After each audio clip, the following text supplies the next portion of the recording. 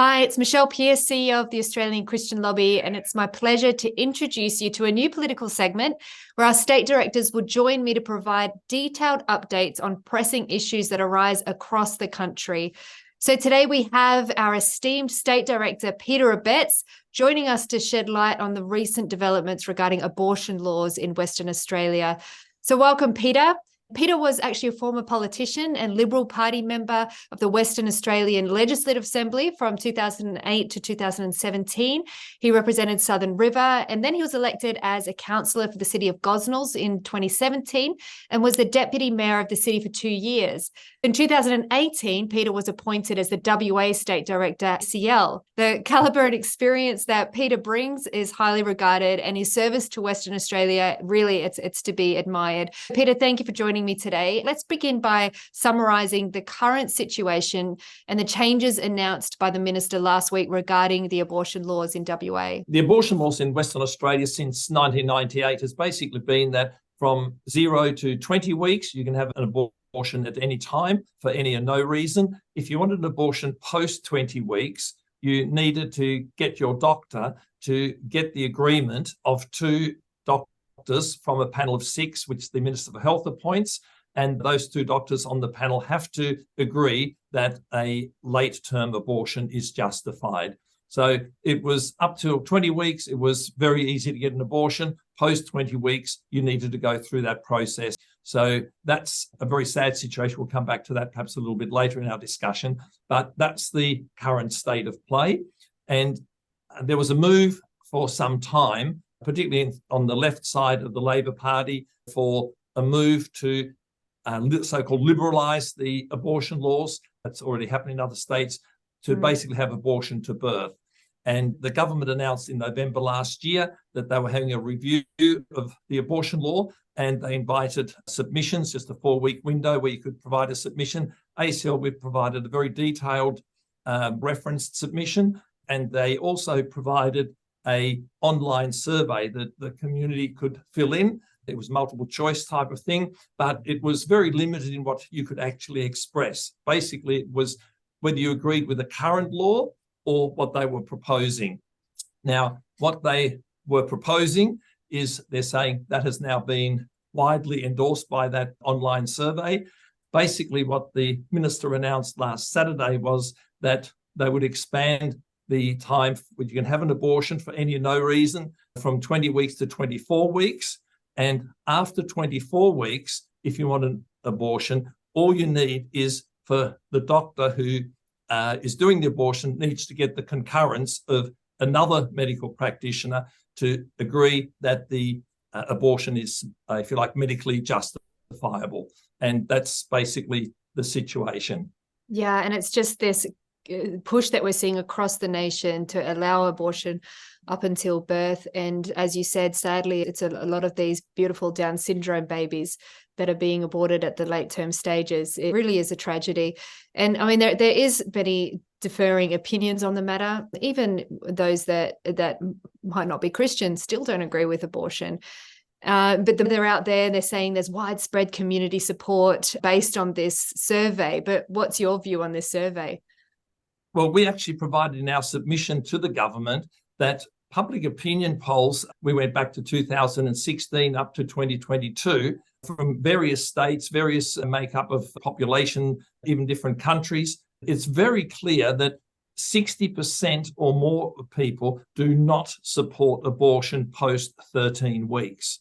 And there's good reason for that. Abortion prior to 13 weeks, the abortion procedure is relatively simple, whereas if it's post 13 weeks, it's actually quite gruesome because they actually have to dismember the baby in the womb and pull it out in pieces. And I think people also acknowledge that when you see an ultrasound of a baby in the mother's womb, the fact that once it's post 13 weeks, it's so absolutely clear that it's a human being, and any baby that's prematurely born, say from 22, 23 weeks onwards nowadays, actually can survive quite well. Yeah, and it's also important to consider that. It's interesting how people can see the humanity when the baby is fully formed, but we know that even at the moment of conception, that all of that dignity and sanctity of life is already there. But moving forward, what are some additional areas where the legislation could be updated to actually help women, to address and support women in different situations?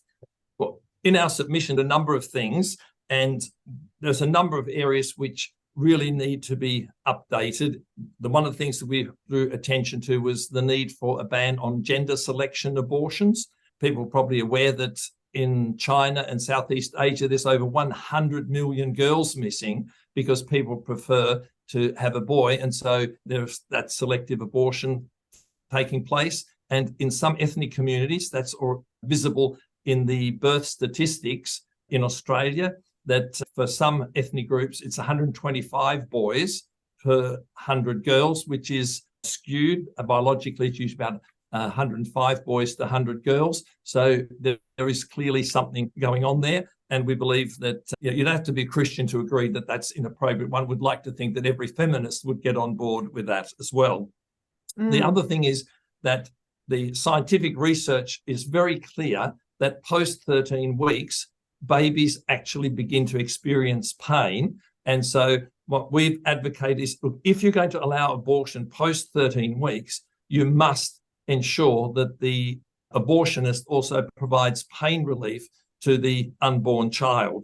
And again, talking to Abetz recently, one of our supporters, she said to me, if I did what goes on in an abortion to an animal in utero, the animal rights activists would be all over it and would say that's just simply not acceptable, and yet we're doing this to children.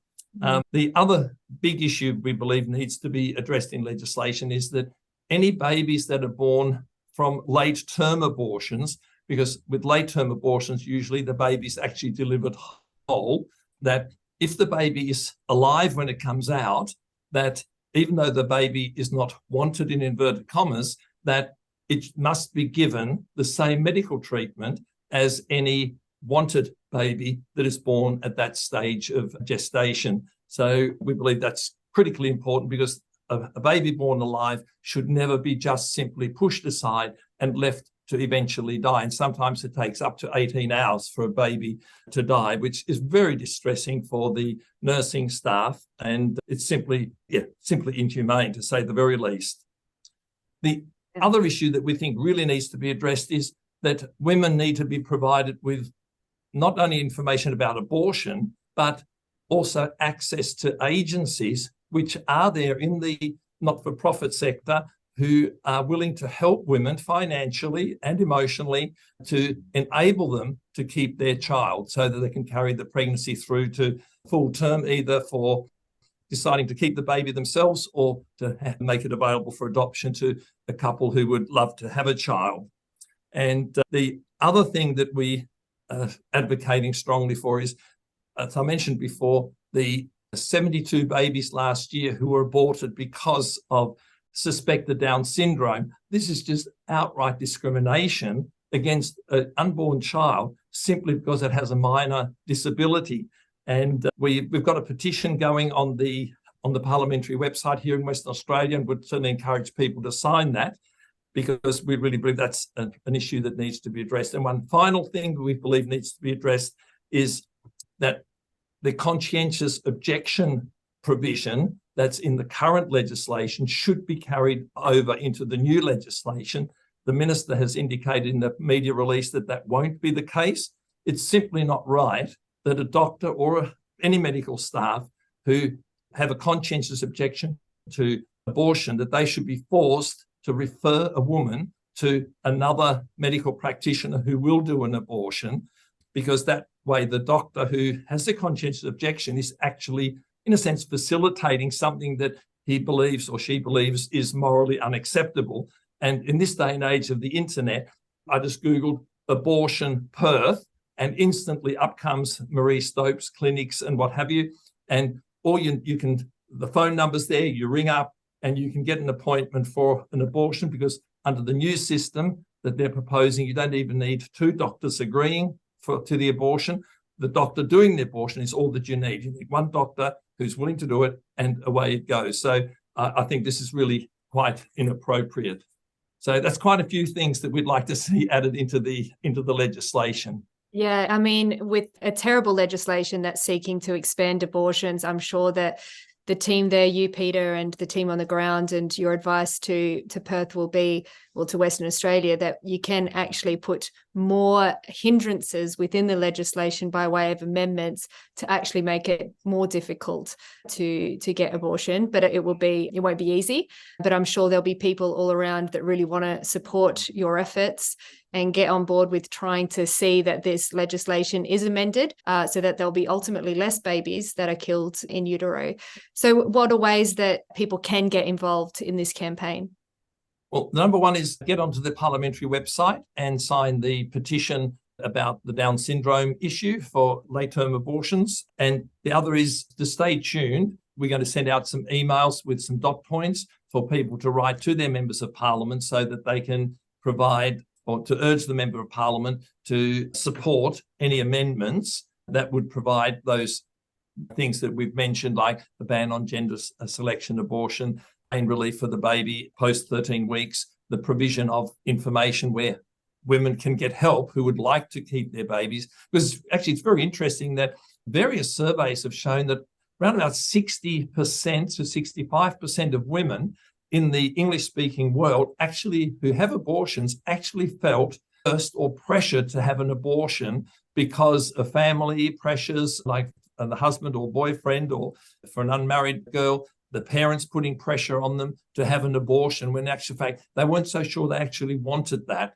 And we see so much post-abortion grief in the community, and we certainly should do, and I believe needs to recognise that that is a real serious issue, and we should give women every opportunity to make the choice to keep their baby if that's what they would like to do.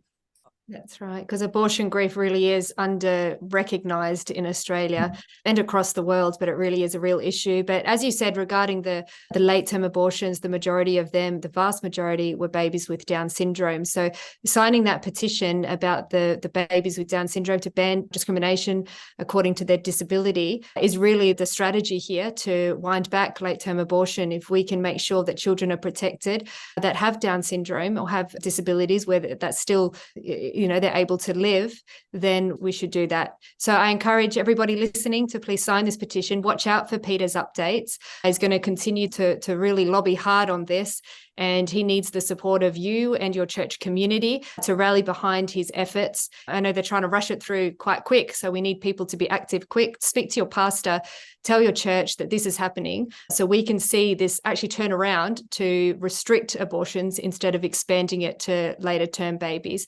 So thank you so much, Peter, for joining and giving an update on the state. Why don't everybody watching also share the link so that more people are informed? God bless. Thanks, Peter. Thank you.